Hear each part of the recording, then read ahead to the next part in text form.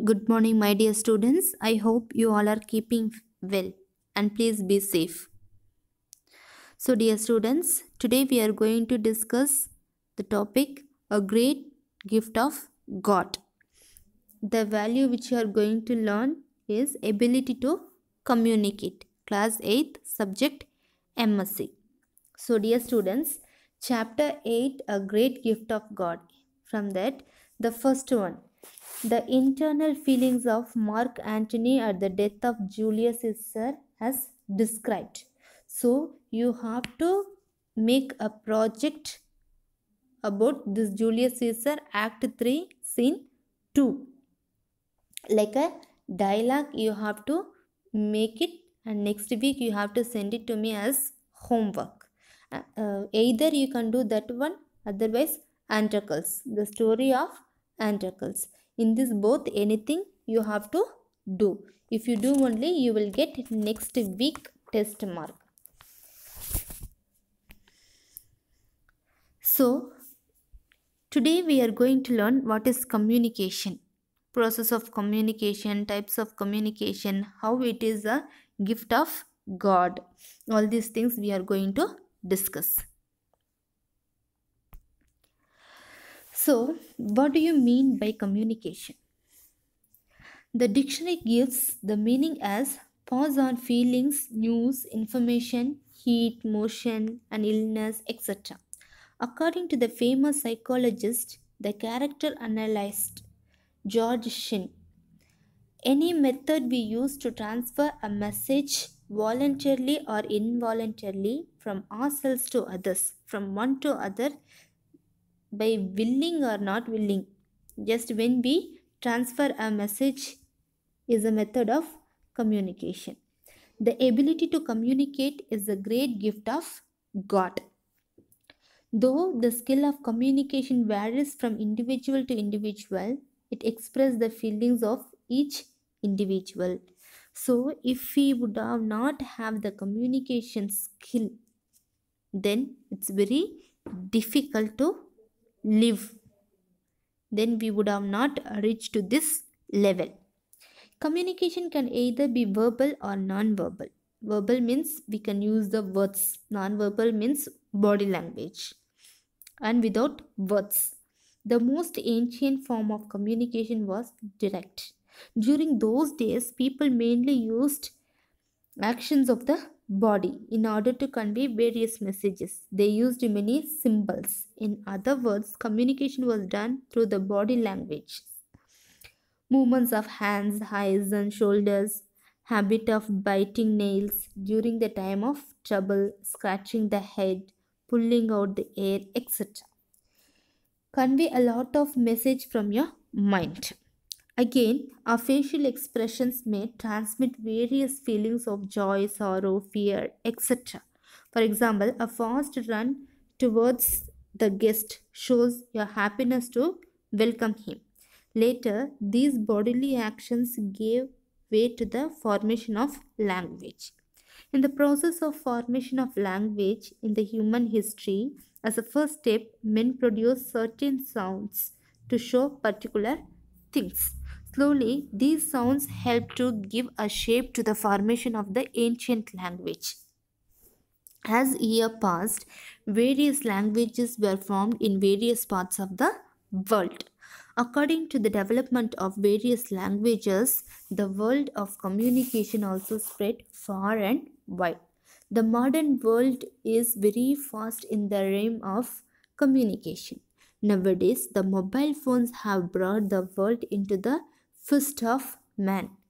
Television and other media are capable of giving the news update to the people living in the different corners of the world.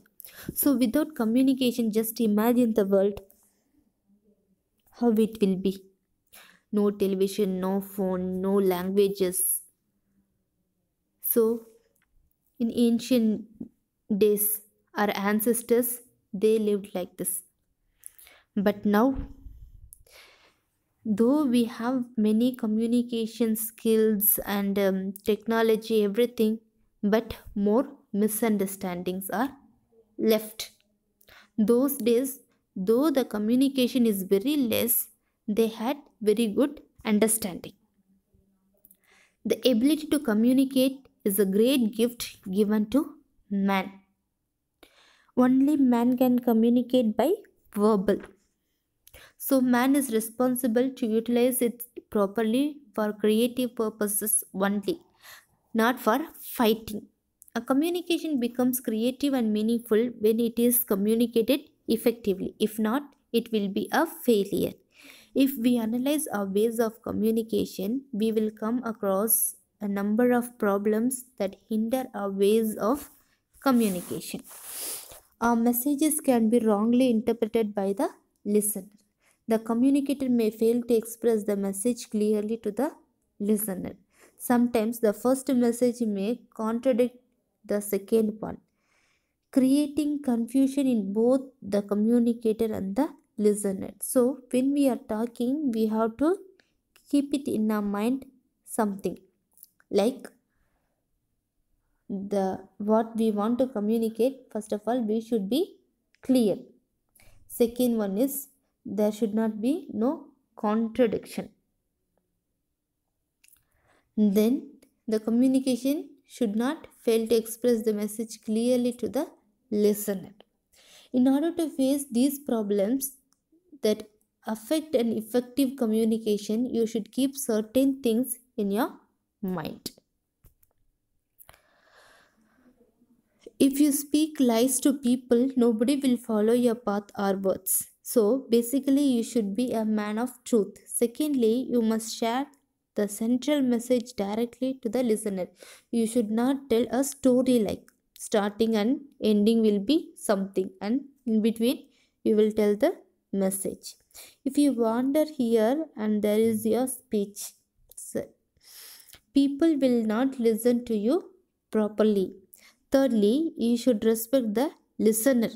The communicator should come to the level of the listener. So, the communicator may have lots and lots of languages and high vocabularies, etc., so much of knowledge, etc. But they have to come to the level of the listener. Then only the communication will be effective. If you do not understand the capacity of the listener and try to import a message, your message will not be accepted by the listener. It will only create confusion. You must treat each and everyone as separate and unique in nature. So, you should treat everyone separately. So, till now we have studied about communicator. Next one is we have to discuss about role of listener. So this is the non-verbal, already we have seen levels of communication. Role of listener. Like a communicator, the listener is also very important in the field of a communication. If the listeners are there, then only communicator can communicate the things. The listener should hear the whole message before accepting or rejecting it. He should attend the communicator patiently without any disturbance, both internally and externally, or physically and mentally. On the other hand, if the listener is distracted, it will create confusion, leading to an immature decision. The listener should be capable of clearing the doubts by raising the questions. So that time listener should not feel shy to ask question to clarify their doubts.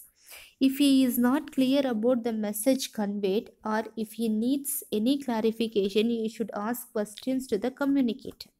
You should not forget the fact that great leaders were great listeners.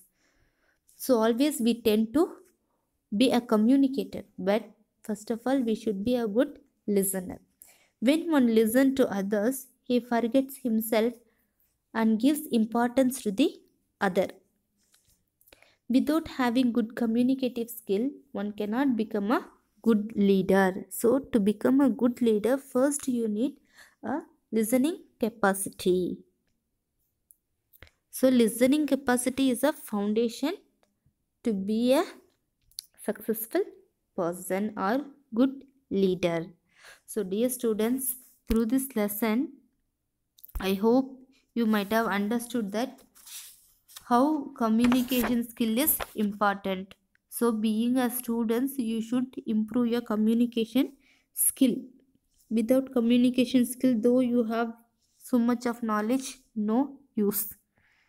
So, just practice the skill of communication. If you have any doubt, you can ask me. Try to do anything, means like a dialogue or story. Anyway, you have to write as a project the internal feelings of Mark Antony at the death of Julius Caesar. Thank you. Have a nice day.